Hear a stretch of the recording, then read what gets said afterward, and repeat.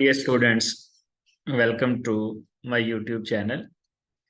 Dear students, IR spectroscopy, जिसको हम vibrational spectroscopy भी कहते हैं, इसमें हमने डिफरेंट क्लासेस की जो इम्पोर्टेंट पीक्स हैं, जो इम्पोर्टेंट वाइब्रेशनल फ्रीक्वेंसीज हैं, वो हमने डिस्कस करना स्टार्ट की थी, जिसमें हम डिफरेंट क्लासेस में प्रोमिनेंट पीक्स देख भी चुके हैं।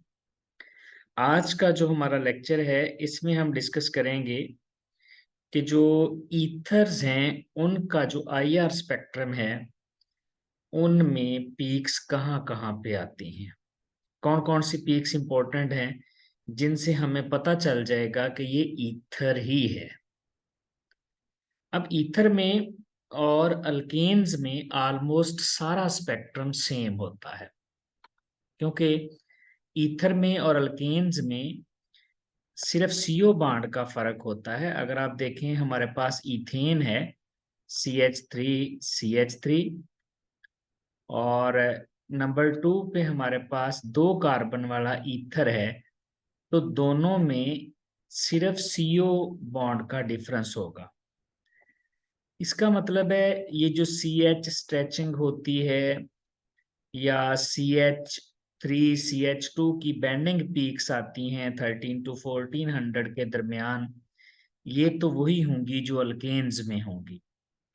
सिर्फ और सिर्फ जो डिफरेंस आना है वो आना है सीओ की स्ट्रेचिंग फ्रीक्वेंसी में। ये अल्केन्स में मिसिंग होगी और ये ईथर में अपीयर होगी, ये फर्क होगा। तो ईथर्स में जो डिफरेंस आना है अल्केन से, बाकी सारी पीक्स जो CH स्ट्रेचिंग है वो 3000 से नीचे नीचे आएगी, क्योंकि ये sp3 हाइब्रिडाइज्ड है। और इसके अलावा CH2 की बैंडिंग 1465 1450 के करीब, इसी तरह 1340 से 70 इसी रेंज में CH3 की बैंडिंग आती है। तो सारी पीक्स वही हैं। जो COC है, ये ईथर्स में ये वाली पीक अल्केन से डिफरेंट आनी है, जो 1300 से 1000 जो फ्रीक्वेंसी है इस रेंज में आनी है। अब ये वाली पीक तो अल्कोहल्स में और एस्टर्स में भी आएगी। अगर आप अल्कोहल्स में देखें तो अल्कोहल, फॉर एग्जांपल हमारे पास मिथाइल अल्कोहल है, तो अल्कोहल्स में भी तो CO जो है उसकी स्ट्रेचिंग फ्रीक्वेंसी इसी रेंज में आती है, CO ये वाली। तो फिर हम अल्कोहल में और ईथर में कैसे फर्क करेंगे? तो अल्कोहल्स में एक्चुअली OH जो है इसकी स्ट्रेचिंग जो है वो आती है तकरीबन कोई 3300 से 3600 जो फ्रीक्वेंसी है उसके दरमियान आती है। तो अगर तो OH वाली पीक मिसिंग है स्पेक्ट्रम में, तो इसका मतलब है ये ईथर है, अल्कोहल नहीं है। और अगर OH वाली पीक आ रही है तो इसका मतलब है ये अल्कोहल है और ईथर नहीं है। इसी तरह एस्टर है, फॉर एग्जांपल हमारे पास मिथाइल एसीटेट है, ये एसीटेट वाली साइड है और साथ इसके अल्काइल ग्रुप मिथाइल लगा हुआ है। इसमें भी CO इसी रेंज में आती है, CO की स्ट्रेचिंग फ्रीक्वेंसी इसी रेंज में आएगी। तो फिर हमें कैसे पता चलेगा ये ईथर है ये एस्टर है? एक्चुअली एस्टर्स में साथ कार्बोनिल की पीक भी आती है, ऑलमोस्ट 1735 के राउंड अबाउट। तो अगर एस्टर की पीक आ रही है इस रेंज में 1700 की रेंज में, तो इसका मतलब ये ईथर नहीं है, एस्टर है। अगर ये पीक भी मिसिंग है, यानी अगर 1700 की रेंज वाली पीक भी मिसिंग है 1735 के करीब, और अल्कोहल में जो 3300 से 3600 वाली पीक्स हैं, वो वाली पीक्स भी अगर मिसिंग है, तो इसका मतलब है ये एस्टर भी नहीं है और ये अल्कोहल भी नहीं है। ये पीक नहीं है तो अल्कोहल नहीं है, ये वाली पीक नहीं है तो एस्टर नहीं है, इसका मतलब ये ईथर होगी। तो इस तरह हम ईथर का स्पेक्ट्रम जो है उसको सिंपल हाइड्रोकार्बन से और फिर अल्कोहल से और एस्टर से डिफरेंशिएट कर सकते हैं इन पीक से। अब ईथर्स में सबसे पहले हैं डाई अल्काइल ईथर्स, वो ईथर जिनके दोनों तरफ अल्काइल ग्रुप लगे होते हैं। फॉर एग्जांपल ये हमारे पास ROR है। ईथर्स में जो डाई अल्काइल ईथर्स हैं, इनमें जो CO की स्ट्रेचिंग है, एसिमेट्रिक वाली स्ट्रेचिंग 1120 पे आएगी और ये स्ट्रॉन्ग पीक आएगी, जबकि सिमेट्रिक स्ट्रेचिंग जो है 850 पे और ये वीक पीक होगी। ये हम पहले भी डिस्कस कर चुके हैं। जो एसिमेट्रिक है उसकी फ्रीक्वेंसी ज्यादा होती है, क्योंकि उसमें डायपोल मूवमेंट जो होता है उसमें चेंज ज्यादा आता है, जबकि सिमेट्रिक में डायपोल मूवमेंट में चेंज थोड़ी आती है, जिसकी वजह से उसकी फ्रीक्वेंसी कम होती है। ये जो डाई अल्काइल ईथर है, जिसमें डायपोल मूवमेंट एसिमेट्रिक में ज्यादा चेंज आता है, तो वहां पर ये पीक आएगी भी स्ट्रॉन्ग। जहाँ डायपोल मूवमेंट, याद रखिएगा, जहाँ पोलैरिटी ज्यादा होती है, डायपोल मूवमेंट जहाँ पर ज्यादा चेंज आता है, वहां पर पीक्स की इंटेंसिटी भी अच्छी होती है, एब्जॉर्प्शन भी होती है और पीक इंटेंस नजर आती है। तो सिमेट्रिक वाले में पीक वीक आएगी 850 पे। तो दो पीक्स आएंगी 1120 पे और दूसरी आएगी इसकी 850 पे। अगर हम स्पेक्ट्रम देख लें एक सिंपल ईथर का, डाई अल्काइल ईथर का, तो उसमें देखें ये पीक्स प्रोमिनेंट हैं। एक पीक ये वाली है और ये है asymmetric stretch. This is due to asymmetric stretch, क्योंकि ये बड़ी स्ट्रॉन्ग पीक है और इसकी फ्रीक्वेंसी भी ज्यादा है, तो इसका मतलब है ये एसिमेट्रिक है। और दूसरी पीक आनी है, वो पीक आनी है सिमेट्रिक की वजह से, जो कि 800 से 900 के दरमियान आती है और वो एक वीक पीक होती है। तो एक तो ये CO स्ट्रेच है। अब यहां से देखें, हमने अगर चेक करना है कि ये एस्टर तो नहीं है, तो यहां से देखें, यहाँ 1700 की रेंज में कोई पीक नहीं है, 1700 से 1800 के दरमियान, इसका मतलब ये एस्टर नहीं है। और यहाँ पर B36 33 से 36 के दरमियान कोई ब्रॉड सिग्नल नहीं है, इसका मतलब ये अल्कोहल भी नहीं है। तो इस तरह स्पेक्ट्रम में अगर आपको CO स्ट्रेचिंग शो हो रही है, तो आपने कार्बोनिल की पीक देखनी है कि एस्टर तो नहीं है, और OH की पीक देनी है, अल्कोहल तो नहीं है। अगर ये दोनों मिसिंग है तो ये ईथर होगा।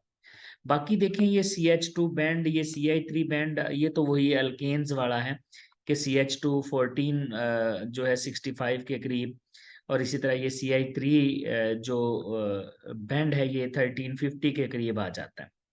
और यहाँ पर भी देखें, ये जो हमारे पास CI3 स्ट्रेच आ रहा है, ये सारी पीक्स 3000 से नीचे नीचे हैं। अगर ये पीक्स 3000 से नीचे हैं, तो इसका मतलब है ये sp3 हाइब्रिडाइज्ड कार्बन है, यानी ये सैचुरेटेड है। तो ये है इसका एक सिंपल ईथर, जिसको हमने डाई अल्काइल ईथर कहा। ये हमारे पास दोनों तरफ ब्यूटाइल ग्रुप है, डाई एन ब्यूटाइल ईथर है ये, या ब्यूटॉक्सी ब्यूटेन है। इसी तरह अगर हमारे पास अराइल ईथर्स हों, जिनमें बेंजीन रिंग या कोई एरोमेटिक ग्रुप लगा होता है, तो उनमें एसिमेट्रिक स्ट्रेच जो आता है वो 1250 पे आता है। देखें, जो सिंपल ईथर्स होती हैं उनमें यही वाली पीक जो थी ये 1120 के करीब आती है। तो ये बढ़कर जब अराइल ईथर्स आती हैं, तो देखें ये बढ़कर उसकी वैल्यू 1250। इसका मतलब है अराइल ईथर्स में जो CO बॉन्ड है ये पहले से ज्यादा स्ट्रांग हुआ है। वजह क्या है? देखें, कोई भी ईथर है, फॉर एग्जांपल ये हमारे पास बेंजीन रिंग है और इसमें पाई बॉन्ड मौजूद है, ये अराइल ग्रुप है, ये एरोमेटिक है, इसके साथ O ऑक्सीजन का, और फिर ये R है। और ऑक्सीजन पे आपको पता है दो लोन पेयर मौजूद होते हैं, और ये लोन पेयर इस पाई बॉन्ड के साथ कॉन्जुगेशन में है। किस तरह? ये लोन पेयर यहाँ आएगा और ये पाई बॉन्ड शिफ्ट हो जाएगा इसके कार्बन पर, जो ऑर्थो कार्बन है, क्योंकि आपको पता है जो इलेक्ट्रॉन डोनेटिंग ग्रुप होते हैं वो नेगेटिव चार्ज क्रिएट करवाते हैं ऑर्थो और पैरा पोजिशंस पर।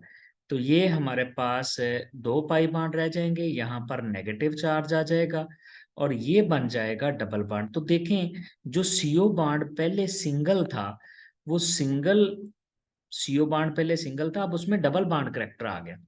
तो एक्चुअली यहाँ पर रेजोनेंस इफेक्ट इस बॉन्ड को स्ट्रॉन्ग कर रहा है, जिसकी वजह से स्ट्रेचिंग फ्रीक्वेंसी इसकी सिंगल बॉन्ड के लिए जो आ रही थी 1120 पे, वो 1250 पे चली गई है।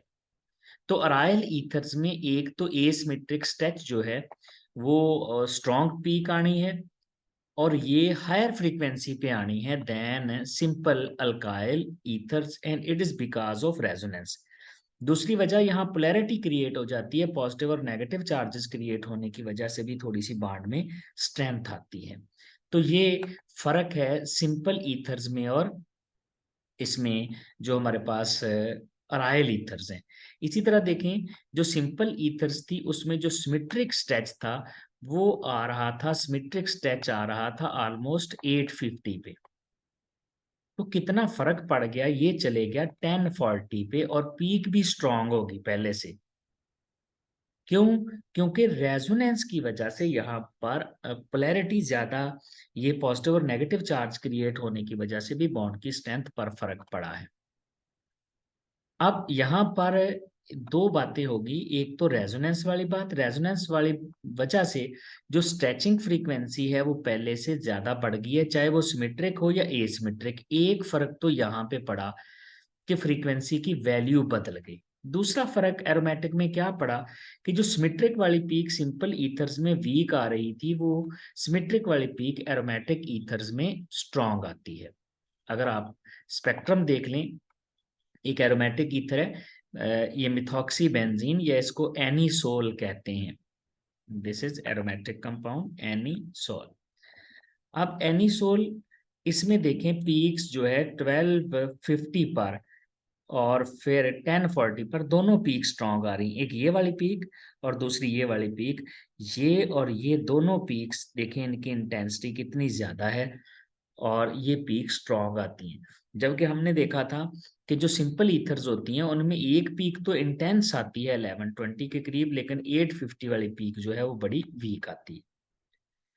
अब चूंकि बेंजीन मोनो सब्सटीट्यूटेड है, अगर आपको एरोमेटिक वाला लेक्चर याद हो, मोनो सब्सटीट्यूटेड बेंजीन में ये वाला पैटर्न आता है, इससे भी पहचान आ जाती है कि ये हमारे पास मोनो सब्सटीट्यूटेड बेंजीन है। क्योंकि इससे पहले वाले लेक्चर में हमने मोनो सब्सटीट्यूटेड और फिर जब बेंजीन पे ऑर्थो मेटा पैरा पे ग्रुप लगे होते हैं उनमें कैसे डिफ्रेंशिएट करते हैं ये डिस्कस कर चुके हैं। अब चूंकि यहाँ पर सी डबल बॉन्ड सी है, तो सी डबल बॉन्ड सी वाला स्ट्रेच भी यहाँ पर अपीयर होगा, लेकिन ये 600 से नीचे आएगा। उसकी वजह ये है कि ये वाले जो पाई बॉन्ड होते हैं ये डबल और सिंगल बॉन्ड दोनों का करेक्टर होता है। हमने डिस्कस किया था कि जो सिर्फ एक डबल बॉन्ड होता है एल्कीन्स में, वो 1600 से ऊपर आता है, 1640 50 के करीब उसका स्ट्रेच आता है। वजह क्या है? क्योंकि ये सिर्फ डबल बॉन्ड है, स्ट्रॉन्ग है। लेकिन जो एरोमेटिक सिस्टम में होते हैं उनमें डबल और सिंगल बॉन्ड दोनों का करेक्टर आता है, जिसकी वजह से ये जो सी डबल बॉन्ड सी है वो 600 से नीचे नीचे उसकी स्ट्रेचिंग फ्रीक्वेंसीज आएगी। अब एरोमेटिक में पहले तो एलिफेटिक वाला ये जो CI3 है वो देखें 3000 से नीचे है, लेकिन sp2CH वाला जो स्ट्रेच है वो ऊपर आएगा 3000 से, जिससे हमें पता चल जाएगा कि यहाँ पर अनसैचुरेशन भी मौजूद है। तो इस तरह हम सिंपल ईथर्स और जो हमारे पास अराइल ईथर्स हैं उनमें डिफ्रेंशिएट कर सकते हैं। इसी तरह अगर हमारे पास विनाइल ईथर्स हों जिनमें विनाइल ग्रुप हो, तो विनाइल ईथर्स में भी ये पीक अच्छी स्ट्रेंथ वाली आती है 1220 पे, और यहाँ पर भी वही वजह है रेजोनेंस वाली। और यहाँ पर दूसरी सिमेट्रिक वाली पीक जो है वो वीक आएगी, जैसा कि सिंपल ईथर्स में आती है। देखें, जो एरोमेटिक हमारे पास जो विनाइल ईथर है, ये एक विनाइल ईथर है, इधर हम अल्काइल ग्रुप लगा देते हैं। ये लोन पेयर जो है ये कॉन्जुगेशन में है, अगर ये यहाँ पर आएगा तो ये वाला बॉन्ड जो है ये कार्बन पे शिफ्ट हो जाएगा और नेगेटिव चार्ज कार्बन पर शिफ्ट हो जाएगा, पोलैरिटी यहाँ पे चार्जेस क्रिएट हो जाएंगे। तो ये आ गया CH डबल बॉन्ड। अब जो कार्बन ऑक्सीजन सिंगल बॉन्ड था, अब वो कार्बन ऑक्सीजन डबल बॉन्ड बन चुका है, जिसकी वजह से इसकी स्ट्रेचिंग फ्रीक्वेंसी सिंपल ईथर से ज्यादा हो जाती है। यानी CO बॉन्ड सिंगल हो तो वो 1120 के करीब आनी है, लेकिन डबल बॉन्ड की वजह से देखें वो 1220 पे चली गई और स्ट्रॉन्ग पीक आई। अब एरोमेटिक में और इन में फर्क कैसे करेंगे फिर? एरोमेटिक में बी यहाँ पर ही पीक आ रही थी 1250 के करीब, एक स्ट्रॉन्ग पीक। तो फिर एरोमेटिक में और विनाइल ईथर्स में, एक्चुअली विनाइल ईथर्स में ये जो पीक आती है सिमेट्रिक स्ट्रेच वाली, वो वीक होती है, क्योंकि इनमें रेजोनेंस उतनी ज्यादा नहीं होती है जितनी रेजोनेंस और जितना जो है वो डाइपोल में चेंज आती है एरोमेटिक वाले में। अब यहाँ पर एक और फर्क भी आएगा। जो विनाइल होता है, हमने पढ़ा था विनाइल का जो लूप है वो 900 से 1000 के करीब दो पीक्स शो होती हैं, और अच्छी इंटेंसिटी की दोनों पीक्स होती हैं, 910 पे और 990 पे। यानी 900 से 1000 के दरमियान भी हमें दो पीक्स मिलेंगी जो विनाइल ग्रुप की वजह से होंगी। जैसा कि इस स्पेक्ट्रम को देखें, यहाँ पर ये हमारे पास 1000 है, तो यहाँ 900 से 1000 के दरमियान ये जो पीक्स आ रही हैं, this is due to vinyl group, this is due to vinyl group. ये विनाइल ग्रुप की वजह से पीक्स आ रही हैं, और ये जो पीक वीक वाली पीक आ रही है, that is the symmetric stretch of CO. ये सीओ का सिमेट्रिक स्ट्रेच होता है। इसी तरह यहाँ पर कार्बन कार्बन चूंकि डबल बॉन्ड भी होता है विनाइल ईथर्स में, तो ये डबल बॉन्ड के लिए ये वाली अच्छी इंटेंसिटी की पीक आ जाएगी। और इसके साथ साथ यहाँ पर ओवरटोन्स, आपको पता है विनाइल ग्रुप के लिए जो 910 पे पीक आती है 1800 के करीब, उसके वीक ओवरटोन्स भी आती हैं। और फिर यहाँ पर दो तरह का स्ट्रेच आएगा, एक sp3 वाला और एक sp2 वाला। ये sp2 वाला जो है वो स्ट्रेच 3000 से, sp3 वाला जो है वो 3000 से नीचे आएगा, और जो sp2 वाला होगा वो 3000 से ऊपर चले जाएगा। तो इस तरह हम विनाइल और अराइल ईथर्स में भी फर्क कर सकते हैं। विनाइल ईथर्स में विनाइल लूप आता है, विनाइल ग्रुप के लिए अलहदा पीक आती है 900 से 1000, तो अच्छी इंटेंसिटी की पीक्स आती हैं जिनसे हमें पता चलता है कि यहाँ विनाइल ग्रुप मौजूद है। ये था डियर स्टूडेंट्स हमारा आज का lecture about IR spectrum of ethers. Thank you very much.